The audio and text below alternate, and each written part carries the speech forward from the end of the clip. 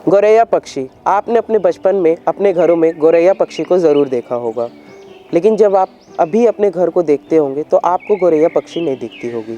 क्या है कारण? नमस्कार, स्वागत है आपका स्वरमय टाइम्स में। मैं राघवेंद्र पांडे। आज 20 मार्च है। आज के दिन को विश्व गौरैया दिवस के नाम से मनाया जाता है। इस दिवस को मनाने का मकसद यही है कि गौरैया पक्षी की प्रजाति का संरक्षण हो सके। मोहम्मद दिलावर ने गौरैया पक्षी के संरक्षण के लिए इस दिन की शुरुआत की थी। पहली बार विश्व गौरैया दिवस 2010 में मनाया गया था। Mohammad Dilawar NFS nature forever society के मेंबर थे। पर प्रश्न ये है कि जो गौरैया पक्षी अमूमन आपको आपके घरों में देखने को मिलती थी, आज उसकी प्रजाति लुप्त कैसे होते जा रही है, और अगर लुप्त नहीं हो रही है तो वो देखने को कम क्यों मिल रही है। इसी सारे विषयों में हम बात करेंगे छत्तीसगढ़ स्टेट वेटलैंड अथॉरिटी के मेंबर मोहित साहू जी से। तो आइए सीधा चलते हैं मोहित साहू जी के पास। तो अभी मैं मौजूद हूँ मोहित साहू जी के पास, जिन्होंने एक अच्छा खासा समय पक्षियों के पीछे अपना व्यतीत किया है। आइए सीधा संवाद करते हैं उनसे। सर, मैं चाहूँगा कि सबसे पहले आप हमारे दर्शकों को अपना पूरा परिचय दीजिए और आपने कितना अध्ययन किया है पक्षियों के बारे में, इसकी जानकारी दीजिए। मेरा नाम मोहित साहू है। मैं पिछले करीब 30 साल से वाइल्ड लाइफ और बर्ड्स में का अध्ययन कर रहा हूँ। 2 साल मैं स्टेट वाइल्ड लाइफ बोर्ड का मेंबर भी रहा छत्तीसगढ़ का, और वर्तमान में मैं छत्तीसगढ़ स्टेट वेटलैंड अथॉरिटी का मेंबर हूँ। और बर्ड्स में और वाइल्ड लाइफ में इंटरेस्ट है तो उसमें काम कुछ ना कुछ चलता रहता है।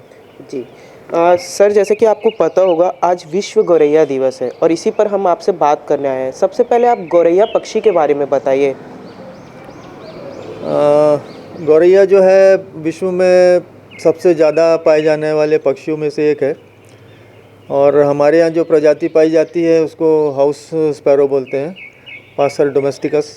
डोमेस्टिकस जैसे नाम से ही पता चलता है, डोमेस्टिक मतलब वो मनुष्यों के आसपास रहना पसंद करती है।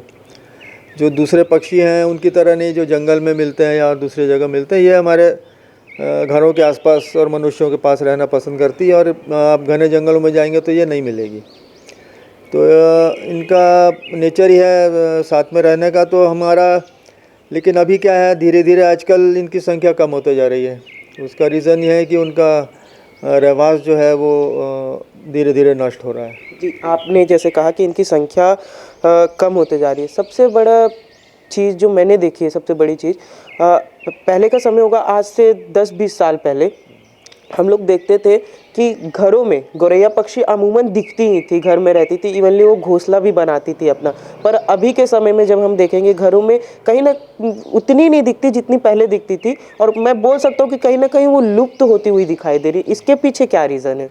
लुप्त तो नहीं कहना चाहिए, पॉकेट्स में डिवाइड हो गई हैं। जैसे जहाँ उनको रहने की जगह मिल रही है वहाँ है वो। और उसका मेन रीज़न ये है कि वो हम उनके लिए जो घोंसला बनाने की जगह थी वो धीरे धीरे कम होते जा रहे हैं। जैसे हमारे घरों में पहले पंखों के ऊपर घोंसला बना लेती थी, या कहीं किसी खोखला रहता था बिजली के मीटर के ऊपर बना लेती थी। तो आजकल वो सब चीज़ें बंद हो गई हैं, सब चीज़ें कवर हो गई हैं। हम लोग पंखा की जगह अब AC इस्तेमाल करने लगे हैं, खिड़कियां बंद हो गई, अंदर नहीं आ सकती। दूसरा रीज़न ये है कि जो उनका जो खाने का जो व्यवस्था थी, जैसे हम लोग पहले अनाज वगैरह बाहर सुखाते थे तो वो खाने के लिए हमारे घर के आसपास हो जाती थी। अब सब पैकेट बंद होने लगा है, और वो तो उनको वो अब भोजन मिलता नहीं। इस वजह से वो हमसे दूर होते जा रहे हैं। जहाँ जहाँ अभी उनका रहने की जगह है वहाँ अभी भी हैं। जी, गौरैया पक्षी का क्या रोल है नेचर में, और इनके रहने या नहीं रहने से नेचर पे क्या असर पड़ सकता है? बहुत अच्छा प्रश्न किया आपने। हर प्राणी का एक रोल रहता है नेचर में, लेकिन गौरैया का हमारे यहाँ विशेष रोल इसलिए है कि एक तो हमारे बगीचों के या खेतों के वो कीड़े खाती हैं। देखिए, वो बेसिकली ग्रेनिवोरस है, सबसे ज़्यादा अनाज उसे पसंद है। तो अनाज खाने के वो तो ठीक है, लेकिन जब अपने बच्चों को पालती है तो वो उनको इंसेक्ट या कीड़े खिलाती है, क्योंकि उनके लिए ग्रोथ के लिए वो प्रोटीन के लिए ज़रूरी है उनके लिए। तो वो अनाज नहीं खिलाती, वो अपने बच्चों को कीड़े खिला के बड़ा करती है। कीड़े कहाँ से आएंगे? हमारे घर के आसपास जो हमारा बगीचा है या हमारे खेत है वहाँ से वो लोग कीड़े लेते हैं। तो इस तरह से हमारे वो नेचुरल एक पेस्टिसाइड का काम कर रहे हैं हमारे लिए। ये एक बहुत बड़ा रोल है। दूसरा, जब वो सीड खाती है बेसिकली, जैसे मैंने बताया मैंने ग्रेनिवोरस है, तो फलों की सीड भी खाती है, अनाज भी खाती है। फलों की सीड खा के जब उसके वो जो डाइजेस्टिव सिस्टम से जो बाहर निकलती है उसका गुठली उस फल की, तो उसको जर्मिनेट होने में मदद मिलती है।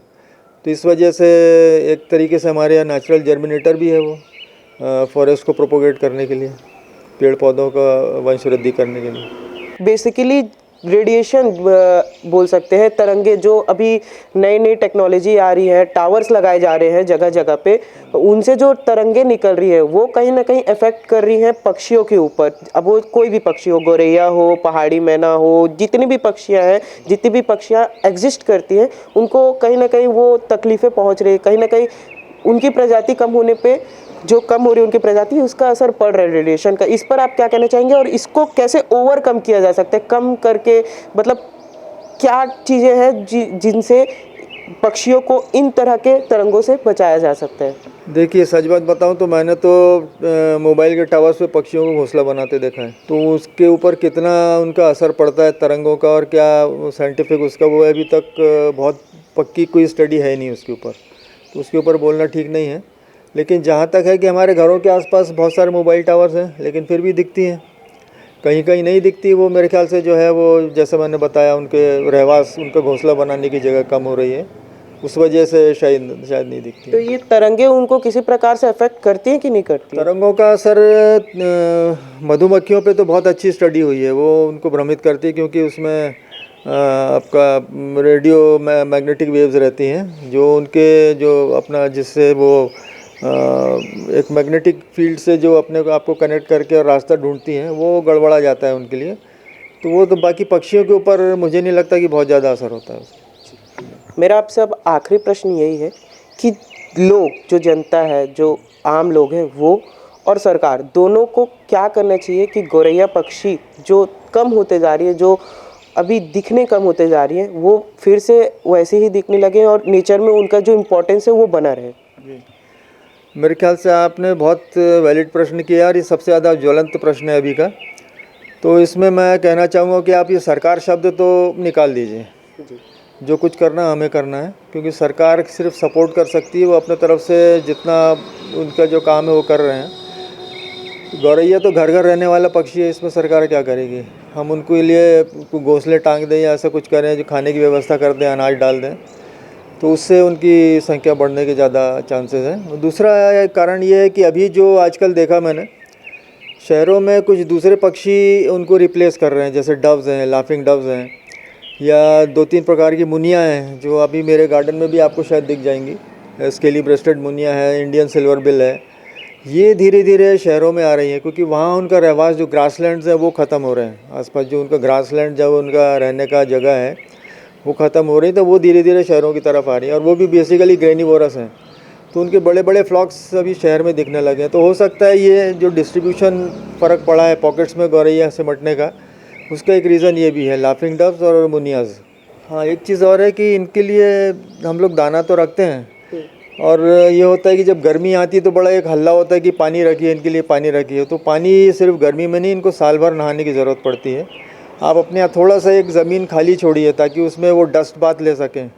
धूल जैसी जगह में भी लौटती हैं, वो लौट के नहाती हैं और पानी में भी नहाती हैं, और ये साल भर उनका चलता रहता है। उसका बेसिक रीज़न है कि इनके शरीर में भी कीड़े टिक्स होते हैं और लाइसेस होती हैं कुछ। इनके जो पंख में से एक तरीके का स्राव निकलता है, जो ऑयल, बॉडी ऑयल रहता है, उसको कम करने के लिए, उसको साफ़ करने के लिए, कीड़ों को कम करने के लिए डस्ट में भी नहाती हैं और पानी में भी नहाती हैं।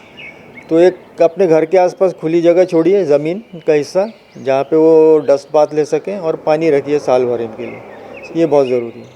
तो अभी आपने सुना मोहित साहू जी को, जिनका कहना है कि पक्षियों के संरक्षण के लिए केवल गर्मियों में दाना पानी रखना ज़रूरी नहीं है, बल्कि उन्हें हर मौसम में दाना पानी देना ज़रूरी है। और इसके अलावा उनके लिए अपने घरों में थोड़ा सा स्पेस रखना भी ज़रूरी है, तभी गौरैया पक्षी आपको आपके घरों में देखने को मिलेंगे और इसी तरीके से उनका संरक्षण हो सकता है। तो ये थी खबर गौरैया पक्षी को लेकर। ऐसी ही जानकारी और खबरों के लिए बने रहिए हमारे साथ। कैमरामैन अरुण जंघेल के साथ मैं राघवेंद्र पांडे, स्वर्मा टाइम्स, रायपुर।